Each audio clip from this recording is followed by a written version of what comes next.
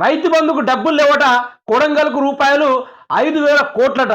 ఆదిలాబాద్కు రూపాయలు 3 కోట్లు ఇవ్వలే. 70 రోజుల్లోనే కొడంగల్కు రూపాయలు 3,600 కోట్ల రూపాయలు. కేంద్రం ఇచ్చిన రూపాయలు 3,500 కోట్లు రాత్రికి రాత్రే పంచుకున్నారు. మూసిని అడ్డం పెట్టుకొని 1,50,000 కోట్లు ఏటీఎంలో వేసుకోవాలంటున్నారు అసెంబ్లీలో ఎమ్మెల్యేలు మహేశ్వర్ రెడ్డి.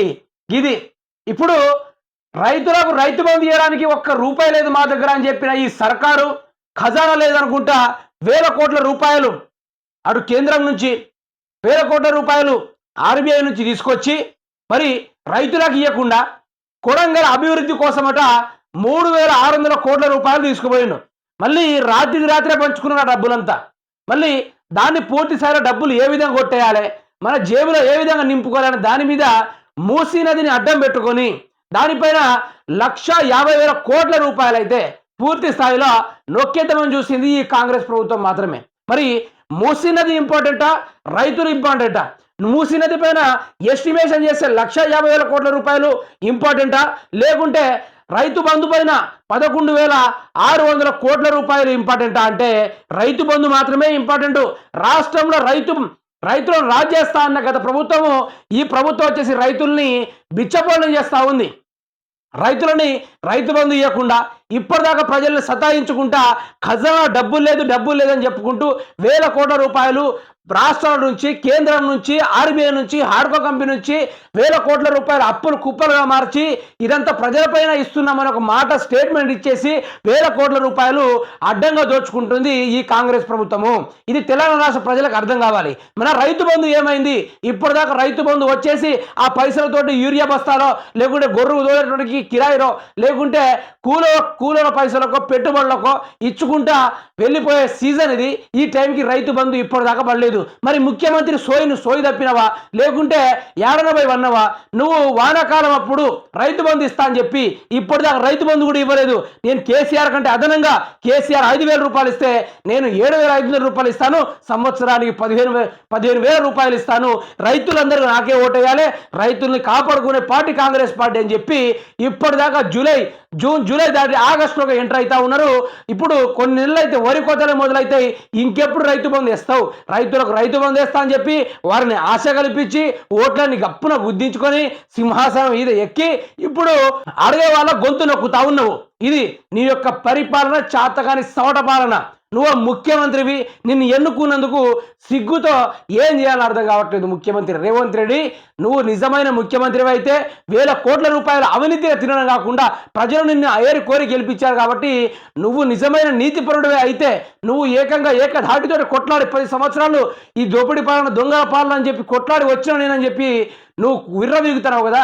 మరి అంత గర్వమే ఉంటే నువ్వు 11,600 కోట్ల రూపాయలు పూర్తి స్థాయిలో తెలంగాణ రాష్ట్ర రైతాంగం వారికి 69.5 లక్షల రైతాంగం వారికి రైతు బంధు వేసి చూపెట్టాలి. కానీ రైతుల నోట మన్ను కొట్టే ప్రయత్నం అయితే చేయొద్దు ముఖ్యమంత్రి రేవంత్ రెడ్డి. గీడ చూడండి, రాత్రే పంచుకున్నారు. ఎంత పంచుకున్నారు? 3,500 కోట్లు అటు భట్టి విక్రమార్కు, ఇటు రేవంత్ రెడ్డి సగానికి సగం తరలించుకొని వాళ్ళ సీదా వాళ్ళ యొక్క నియోజకవర్గాన్ని అభివృద్ధి చేసుకోవడానికి తీసుకెళ్ళిపోయారు. మరి అక్కడ అభివృద్ధి జరిగిందా అంటే ఆడ అభివృద్ధి జరగలేదు. కొడంగల్ అభివృద్ధి కావడానికి దగ్గర 4 సంవత్సరాలు ఉన్నాయి. అప్పుడైనా అభివృద్ధి చేసుకోవచ్చు.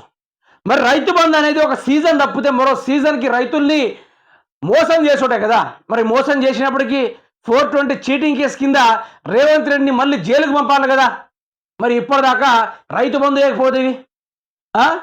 కొడంగల్లో మూసీ నది, రైతు బంధు, వీటిలో ఏది ప్రాధాన్యం ఇస్తున్నాడంటే కొడంగల్కి మూసీ నది మీద మూసీనెత్తో మూతి కడుక్కుంటావా రేవంత్ రెడ్డి?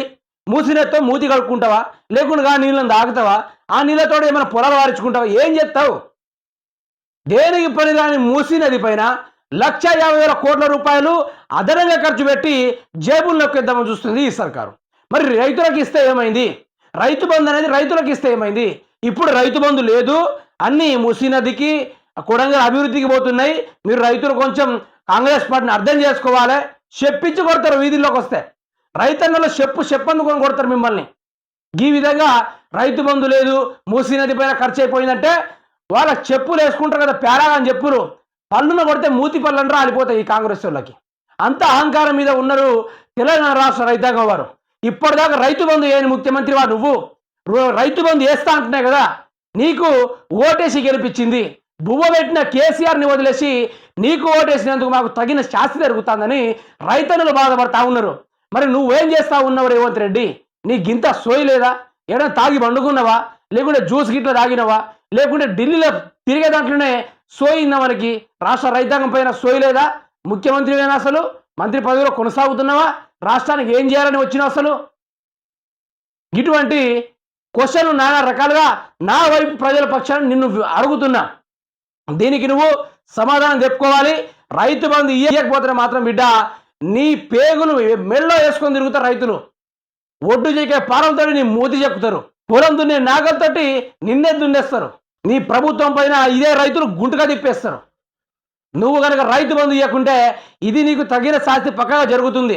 మొదటిసారికి మోసం చేస్తుంది రైతన్నలు, సరే ప్రభుత్వం సర్దుకుంటాంది అని ఊకున్నారు. ఈసారి మాత్రం నువ్వు రైతు బంధు వేయకుంటే మాత్రము నిన్ను పూర్తి స్థాయిలో ఆ వరాలు గట్లు చెక్కే పారలు ఏదైతే ఉన్నాయో ఆ పారలతో నీ మూతి చెక్కెత్తారు, నారుమళ్ళు దున్నే నాగలతోటి నిన్ను దున్నేస్తారు, పొలాలు కొట్టే గొర్రెలను నీ మీద గుంటుగా కూడా తిప్పేస్తారు. జాగ్రత్త, నువ్వు రైతు బంధు ఇవ్వకుంటే మాత్రము నీ తాట తీసే పని మాత్రం రాష్ట్ర రైతాంగం వారు ఎప్పటికీ ఎదురు చూస్తూనే ఉంటారు.